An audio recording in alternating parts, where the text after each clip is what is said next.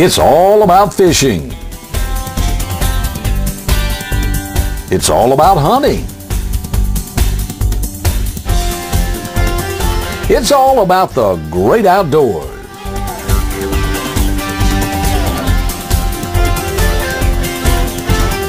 And it's all about outdoors with Captain Roy and Cheryl. And good morning. Welcome aboard. Welcome to the Outdoors with Captain Roy and Cheryl show. And I've got to, this is not Cheryl here. No, definitely not. Cheryl had an accident in her family and couldn't be here this morning, but we are televising from the beautiful Bear Creek Lodge. I think we've got a good show lined up for you. And I'm going to Ronnie Groom, it's good to have you with us. Good morning, buddy. Good to see you. If you'd have called and had a flat tire or something, I don't know what we've done. We've got a new cameraman, and he's going to be on the show in a little bit. And when we get through, we're going to go fishing. That's how he's volunteering to run the machines for us this morning. Ronnie, up here to tell folks and give them some tips on how to bag them one. All right. One thing I'd like to talk about, Roy, is the powder for black powder guns. There seems to be some confusion. And I know some people are shooting powders that are not as good as they could be shooting. If you're shooting the old type gun, the old Hawken type hammer guns, hammer on the side, you need to shoot black powder. Now those guns have a slow twist barrel, and they're designed for black powder, and they're designed for lead balls or maxi balls. And if you're shooting the modern inline guns, which most people are shooting now, we've got some new powders out that we can shoot. Some of them aren't that new; they've been out a while. Pyrodex is one of the powders right here that's very good powder. You can get these in loose powder, or you can get it in a pellet like this, and you can shoot either way. These pellets are 50 grains, and most people shoot 100 grains, but a lot of people now are going to 150, but that's a lot of recoil. Can I back you up just a second? Yeah. You're talking about, I've got one of those little Hawkins. Yeah. Why not? You can't shoot. Cannot shoot these modern powders in there. On the hammer type gun, when the percussion cap fires, it has to make a 90-degree turn to go to the powder. So you got to have a hotter powder. Okay. And the inline guns, you're shooting straight into the powder, so you can use a slower burning powder. Okay. And I got you. Pyrodex is one of them, and you can get that in a powder form, or you can get it in a pellet. The next improvement was a 777. 777 is a really good powder. It's cleaner burning. That's the advance in it. And it ignites well in the inline guns. And then the Jim Shockey powder is another one similar to these. But the latest thing out is the Blackhorn 209. And yeah, it's a powder made like modern powder. 209. Okay, now how about you gonna talk about the caps, I guess. Yeah. Okay. Yeah. So you got to shoot a different cap on those Right. Hawkins, right? On old Hawkins, you got to shoot these little bitty number 11 caps. And they also, you can change the nipple out and shoot a musket cap in it, which is hotter. But the new guns, the modern guns, the inline guns they shoot the CCI or Winchester or Remington 209 primers, one that's usually used in a shotgun. They're a lot hotter. So those are the different types. And you got to use the right one. You got to use the right powder. Now this Blackhorn powder that I was telling you about, you can only get it in a powder form. You can't get it in a pellet. It's real small, little granule of powder, and it's hollow inside, so it ignites real good. But you have to use these hot caps to make it shoot. Now you're in lines. You've got you can shoot a couple of different caps in them. I got they come when I got mine. I had to change out the breech plug. Breech plug, yeah. Yeah. And but most of them now will take this, the 209 primer. Some of the older ones would take, the musket caps, but most of them will take the 209. Okay.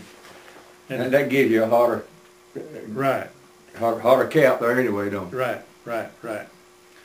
And we can talk a minute about the bullets. If you're shooting the old Hawken type gun, you got to shoot, patched round balls, are these maxi type balls, which is a solid ball already lubricated. Just put the powder down the barrel and the bullet on top, and you're ready to shoot. And you shoot it, and it goes boom, boom. You can't even tell. There's no slack time in it. And the old Hawkins, Yeah. that old mine, that I guess I didn't have You it need right. to clean your nipple out some, buddy, I tell you. But you had to hold that thing when you pulled the trigger. Yeah, sometimes, you know, if you don't keep these guns really clean, you can have a hang fire, which is Yeah. a slow fire. Or sometimes they won't even shoot, and then you got to take the breech plug out and do all this kind of stuff. And, you know, there's all kind of problems you can have. You can load 2 bullets without thinking about it. Or you can put the bullet down the barrel and you forgot to put the powder in. You know, these are things that really makes it a lot of fun to shoot. I used to shoot a lot of black powder matches, and we really had a good time just shooting these old guns, and they can be very accurate. I'll tell you what, let's do. Let's take a break, and then we'll be right back with more.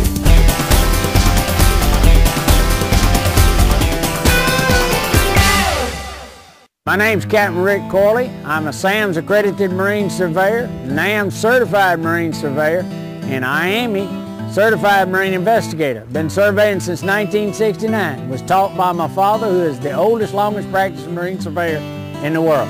We do all types of survey, commercial or pleasure. Steel, aluminum, fiberglass, wood, makes no difference. Give us a call at 850-527-5287 or visit us online. We'd appreciate your visits. What do you value? The feel of fertile soil? The smell of fresh-cut grass? The pride of an autumn harvest? The belief that it's not really work if you enjoy it? And above all, the end justifies the tractor. Kubota. Power, versatility, comfort. Everything you value in a tractor. See and save on all Kubota tractors and equipment at Sowell Tractor today.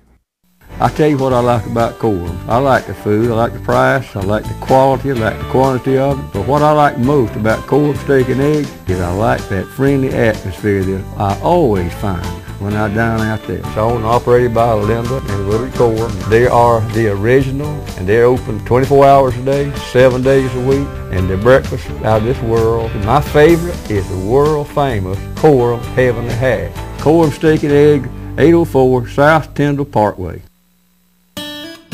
Hi, I'm Rick, owner of Affordable Appliance Repair. With over 40 years experience, we offer $29.95 service call fees anywhere in Bay County, plus 10% discounts to our senior citizens, military, police, and fire departments.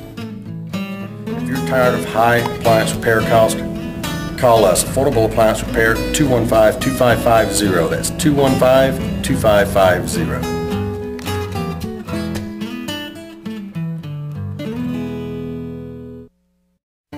Hi, this is Nate here at Mark Wirtz Marina in beautiful Mexico Beach, Florida. Here at Mark Wirtz, not only are we a full-service marina offering ethanol-free gas and boat storage, but we are also a key dealer for Yamaha outboards and have been for over 20 years. We are also a new dealer with Edgewater Power Boats and look forward to a future with them. Our marina store offers live bait, frozen bait, tackle, boating accessories, bulk ice, beach gear.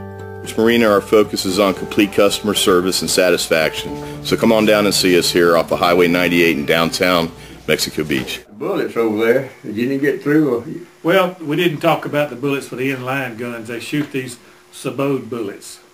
They're in a plastic case and fits down in your barrel. And they're making them now, you know, 250 is what most people shoot, 250 grain bullets, although you can get them up to 400 and down to about 100. So. And some of them are shooting 150 grains of powder behind that. I tell you what. You shoot a heavy bullet at 150 grains of powder, you better be backed up to a tree, I can tell you.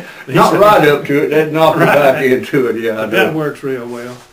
The black powder season, like we said, starts today, and it's a good season. It's the deer are still rutting. They're still out there doing their thing, and the leaves are off the trees. You can see good. Food's kind of scarce, so they're having to move more. So it's really a prime time to hunt. It's one of my favorite times. About the best time. You know, in our deer contest that we run at the store, most of our bigger deer, larger deer, come in this time of the year. People are the ones that are still out there. And a lot of people have already given up.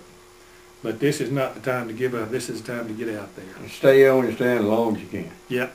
Let me show you. I want to talk about game cameras just a minute.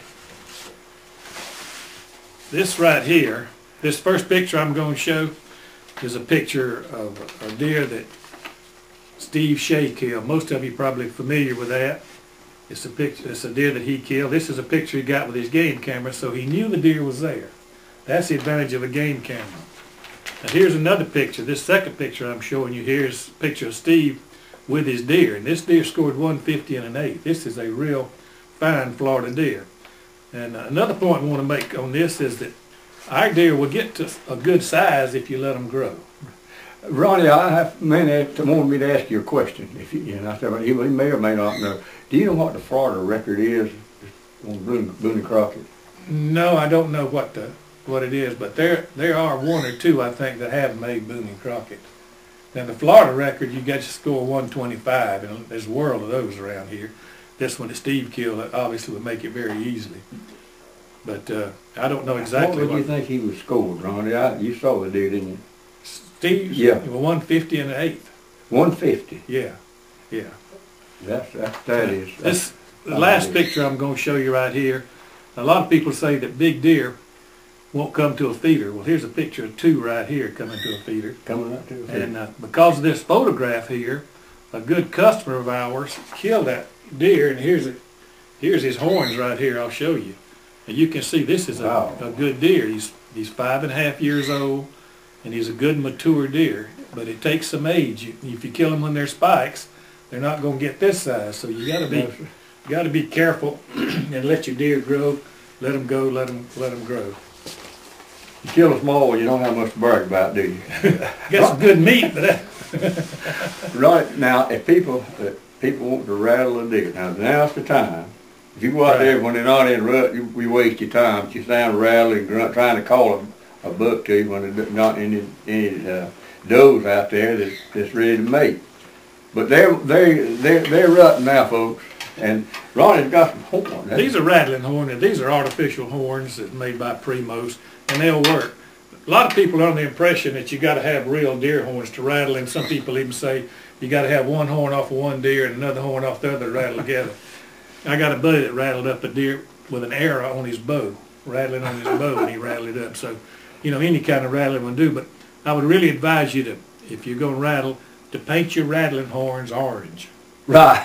That's a good First time idea. I ever rattled horns, I rattled up 2 hunters come sneaking up on me down there. And that's not safe. No, that's not safe at all. So I just recommend you be real careful. And rattling doesn't work all the time here in Florida. Rattling and calling, our rut runs on such a long period of time. It's not like Illinois where it runs in just 3 or 4 days and it's over. So you just need to be patient and remember it's not going to work every time you try.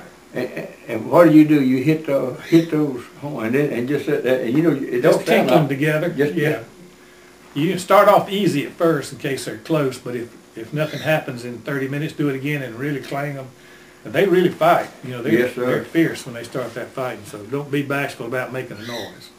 Folks, y'all get out there and enjoy the great outdoors while it's still open. We've got 7 days of black powder season left here.